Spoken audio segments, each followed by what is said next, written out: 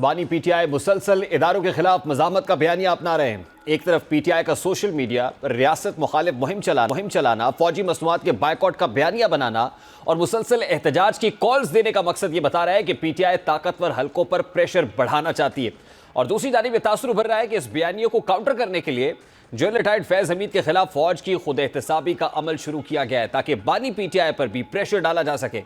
यही वजह है कि साबिक DJISI general retired Faiz Hamid पर फर्द जुर्म लगने के बाद ये चहमगोइयां हो रही हैं कि अब फैज हमीद की गवाही बानी पीटीआई के लिए बड़े खतरे का सबब बन सकती है। इस खदशे का इजहार किया जा रहा है कि अगर बानी पीटीआई का मिलिट्री ट्रायल, बानी पीटीआई को उम्र कैद या फिर सजाए मौत हो सकती है। इस हवाले से सेनेटर फैसल वोडा क्या गुफ्तगू फरमा रहे हैं, जरा उसकी एक झलक आपके सामने रख। अब फैज हमीद को चार्जशीट किए जाने के बाद क्या बानी पीटीआई को फौज के हवाले करने का वक्त आन पहुंचा है?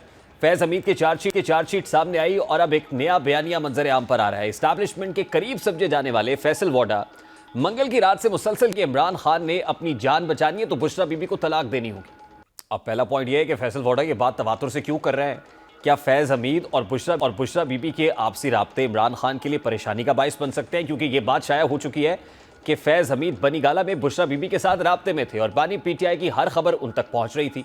दूसरा पॉइंट यह है कि फैसल वोडा कैसे किसी की जाती जिंदगी में दखल अंदाजी कर सकते हैं? क्या फैसल वोडा के पास फैज हमीद और बुशरा बीबी के सियासी राब्तों के सबूत हैं या उन्होंने देखे हैं?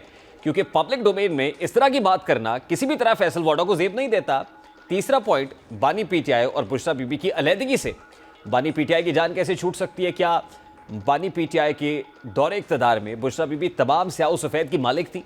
चौथा पॉइंट यह है कि फराह गोगी का आजकल तस्करा क्यों नहीं हो रहा? क्या वो भी वादा माफ गवाह बन चुकी हैं? क्या आने वाले कुछ रोज़ में फराह गोगी भी मंजर आम पर आ सकती हैं? पांचवा पॉइंट, बानी पीटीआई की जब से बुशरा बीबी से शादी हुई है तब से लेकर अब तक इस शादी को लेकर तरह तरह की बातें की जा रही है। कभी ये कहा गया कि ये निकाह इद्दत के दौरान हुआ है, इसका फैसला अदालत से आ गया। इसके बावजूद ये भी कहा जाता रहा और कहा जा रहा है कि बुशरा बीबी की बानी पीटीआई की बहनों से नहीं बनती। आखिर ऐसी क्या वजह है कि बानी पीटीआई को बुशरा बीबी से अलग करना मकसूद है? अब ये सारे सवालात हैं जो मामले को मशकूक बना रहे हैं। बहरहाल फौज ने खुद एहतसाबी का अमल शुरू किया है जो कि बहुत खुशाइन बात है, लेकिन अब ये कहना कबल वक्त है कि बानी पीटीआई पर मिलिट्री ट्रायल के तहत मुकदमा चलता है या नहीं, और अगर मुकदमा चलता है तो उन्हें सजाए मौत होती है या फिर उम्र कैद की सजा होती है। जाहिर है पाक फौज ने हमेशा सब्र तहम्मुल का मुजाहरा किया है। वो कोई भी ऐसा कदम नहीं उठा सकती जिससे मुल्क में इंतशार जन्म ले। जैसा कि 9 मई वाक़े पर भी पाक फौज ने सब्र का दामन हाथ से नहीं छोड़ा, जिसकी वजह से मुल्क में खाना जंगी का माहौल पैदा करने की कोशिश को नाकाम बना दिया गया। अब सवाल यह है कि अगर बानी पीटीआई को सख्त सजाएं नहीं होंगी तो फिर यह बात क्यों की जा रही है? जहां तक बानी पीटीआई की बात है तो वो फैज़ हमीद के एहतसाब से मुतल्लिक कह चुके हैं, ये फौज का अंदरूनी मामला है और साथ वो साबिक army chief general retired Bajwa के एहतसाब का भी मुतालबा कर रहे हैं। और अब ये सवाल भी उठ रहा है कि क्या फैज़ हमीद के साथ साबिक आर्मी चीफ का भी ट्रायल हो सकता है? वज़ीर दिफा ख्वाजा आसिफ से भी पूछा गया, जिस पर उनका कहना था कि इस बात के इम्कानात मौजूद हैं कि जनरल रिटायर्ड बाजवा का ट्रायल हो सकता है।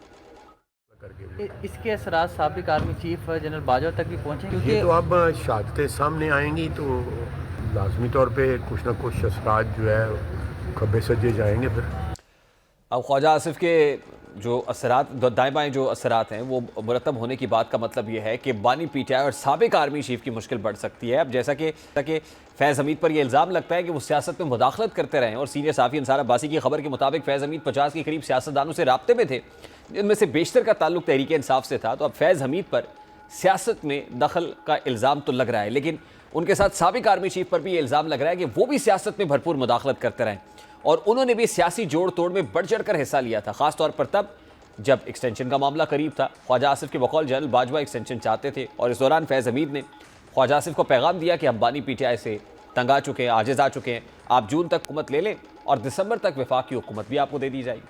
अब ख्वाजा आसिफ के बकौल साबिक आर्मी चीफ ने उन्हें हुकूमत की पेशकश की, जिस पर सवाल ये उठता है कि साबिक आर्मी चीफ भी सियासी मामलात में मुदाखलत नहीं करते रहते। अब जाहिर है पाक फौज एक ऐसा इदारा है जो खुद एहतसाबी पर यकीन रखता है। जब वो अपने साबिक DJISI के खिलाफ कार्रवाई कर सकता है तो सबूत मिलने पर वो अपने साबिक आर्मी चीफ के खिलाफ भी गिरा तंग कर सकता है। पीटीआई और इस्टेब्लिशमेंट में बढ़ती महाजराई का हल मुज़ाकरात में ही नजर आता है। जाहिर है जहाँ ताकत है वहीं मुज़ाकरात होंगे, लेकिन तहरीक इंसाफ की मुज़ाकरात को लेकर राय में तजाद पाया जाता है। बैरिस्टर गौर कहते हैं कि हुकूमत ने मुज़ाकरात के लिए कोई राब्ता नहीं किया। दूसरी जानिब साहबजादा उम्मीद जाहिर कर रहे हैं कि शायद आज मुज़ाकरात के लिए अहम मीटिंग हो जाए।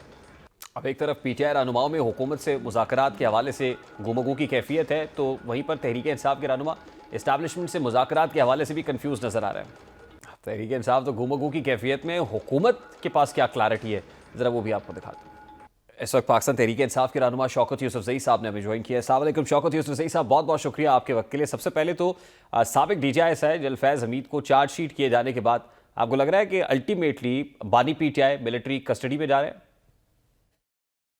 बिस्मिल्लाहिर्रहमानिर्रहीम। देखिए, ये किसी की ख्वाहिश हो सकती है, आइन कानून मौजूद है और अगर जनरल फैज़ हमीद के खिलाफ कोई कार्रवाई हो रही है तो वो उनका अपना इदारा कर रहा है और ज़ाहिर है वो तमाम कवायद कानून जस्टिस वो सारा मौजूद है और उसकी रोशनी में जो भी अगर कोई कार्रवाई होती है तो ये फौज का अंदरूनी मामला है। इससे पॉलिटिकल उस पर अखज़ करना बड़े अफसोस की बात है। ये जो भी कर रहा है ये जो इंसाफ के तकाजे हैं उन पे असरअंदाज होने की कोशिश नहीं, हो रही लेकिन है। ये मामला है ही पॉलिटिकल ना। वो कह रहे हैं कि ये ऑफिशियल सीक्रेट एक्ट की खिलाफ वर्जी और सियासी तौर पर सियासत में हिस्सा लेने के अलावा जो है वो जो सेकंड पार्ट है वो 9 मई से रिलेटेड है। वो इंतशार पसंदी और बदअमनी वाला जो कॉन्टेक्स्ट है कि उसमें अलहदा से तहकीकात शुरू हो गई हैं and that part is very much linked with बानी PTI सर। देखिए, हम तो ये एक्सपेक्ट करते हैं ना कि फौज एक जबरदस्त इदारा है और खुद एहतसाबी जो है वो हो रही है तो ये मेरे ख्याल से इसको वेलकम करना चाहिए। लेकिन ये कि ये भी साथ है कि जो इंसाफ के तकाजे हैं वो पूरे होंगे और जनरल फैज़ हमीद के साथ वो तमाम वो सलूक होगा जो इंसाफ और उस पर मबनी हो। तो मेरे ख्याल से अगर ये सारी चीज़ें हैं तो यहाँ तक ही महदूद रहना चाहिए इसको। और जो लोग अभी से अपने तौर पे वो कर रहे हैं कि कोई ख्वाहिश का इजहार कर रहा है, कोई वो कर रहा है कि जी हो सकता है कि ऐसा हो जाए, तो मेरे ख्याल से ये इस तरह नहीं होना चाहिए। लेकिन शौकत यूसुफजई साहब, आपको नहीं लगता कि इस वक्त PTI जिस बयानिए को लेके चल रही है और जिस एजेंडे को टो कर रही है वो बहुत ज्यादा एंटी एस्टैब्लिशमेंट हो रहा है? वो मिलिट्री प्रोडक्ट्स को बायकॉट करने का मामला हो, वो सिविल डिसोबीडियंस का मामला हो, वो D चौक पे जो नैरेटिव है गोली किसने चलाई वो हो, वो बहुत ज्यादा एंटी एस्टैब्लिशमेंट है। तो जाहिर है फिर दूसरी तरफ से मुक्तदरा भी जो है वो प्रेशर असर्ट कर रही है। नहीं तो अगर PTI का ये स्टांस पहले तो है नहीं, अगर सपोज हुए है तो क्या इसका मतलब है कि फिर वो कार्रवाई होगी? ये तो देखें, ये तो इंसाफ के तकाजे ना हुए ना। जो जुर्म किया हो उसकी सजा मिल सकती है ना, जो जुर्म किया ही नहीं हो तो उसकी सजा देना ये कौन सा इंसाफ है? मैं ये कह रहा हूँ कि देखिए, फौज ने जो अमल शुरू किया है एक अच्छा इकदाम है, खुद एहतसाबी होनी चाहिए, कोई भी कानून से बालातर नहीं है और इतने बड़े लेवल पे मेरे ख्याल से पहली दफा हम देख रहे हैं तो ये अच्छी बात है और इससे फौज का अपना इदारा जो है वो बेहतर होगा, मुस्तहकम होगा। लेकिन इसको सियासत के साथ लिंक करना, इसको किसी सियासी जमात के साथ वो करना कि जी इनके खिलाफ कार्रवाई हो रही तो अब इनके खिलाफ होगी, तो मेरे ख्याल से ये थोड़ी सी ज्यादती होगी। फिलहाल ऑब्जर्वेशन पे नहीं चलता है ये सिस्टम, ये सारे तकाजे पूरे करने होंगे। अभी तो देखिए एस्टेब्लिश ही नहीं हुआ है ना, अभी तो पूछ गुछ होगी उनसे मालूमात होगी, पता नहीं उनको सजा होती है नहीं होती है। तो लेकिन ये कि जो खुद एहतसाबी अमल शुरू है उसको वेलकम करना चाहिए। बाकी चीजें जो है ये वक्त पे छोड़ दिया जाए और उस पे कि ये कोई इंतकामी। तो पाकिस्तान तहरीक इंसाफ अपनी सिविल डिसोबीडियंस की कॉल पे कायम है सर? नहीं देखिए, वो तो देखें, अगर हम पुरअमन एहतजाज के लिए निकलते हैं तो तब भी शेलिंग होती है, रास्ते बंद होते हैं और अगर हम धरने देने की बात करते हैं तो वो भी आपके सामने है कि किस तरह तशद्दुद होता है वर्करों के ऊपर। तो ये तो पॉलिटिकल पार्टीज के पास अपने कार्ड्स होते हैं कि वो किस तरह खेले। अब उसका क्या फायदा होता है, क्या नुकसान होता है, ये तो जाहिर है वो तो सोच समझ के खेलना पड़ता है ना, ऐसा तो नहीं है। और नहीं, ये खामोश नुकसान PTI ने कैलकुलेट किया हुआ है सर? वो नुकसान PTI कैलकुलेट करके चल रही है?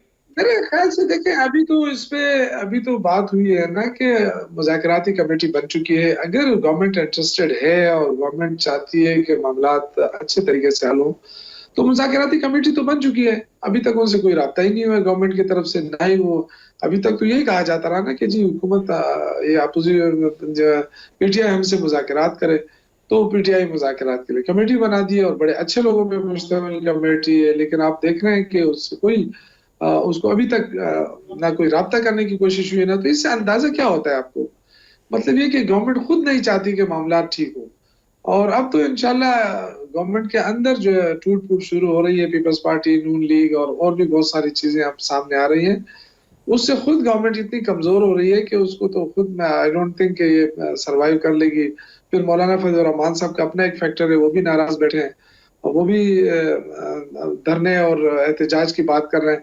तो गवर्नमेंट के लिए तो मुश्किलात बहुत ज्यादा है। अब ये जाते जाते जो भी इंतकामी कार्रवाई इनके बस में है तो वो कर सकते हैं और कर रहे हैं मेरे ख्याल से। शौकत यूसुफ जी दर्जनों के साहब, हिसाब से फैसल इन्होंने- वोडा साहब का स्टेटमेंट आपकी नजर से गुजरा होगा। वो कहते हैं कि बानी पीटीआई अगर जान खलासी चाहते हैं तो बुशरा बीबी को तलाक देनी होगी।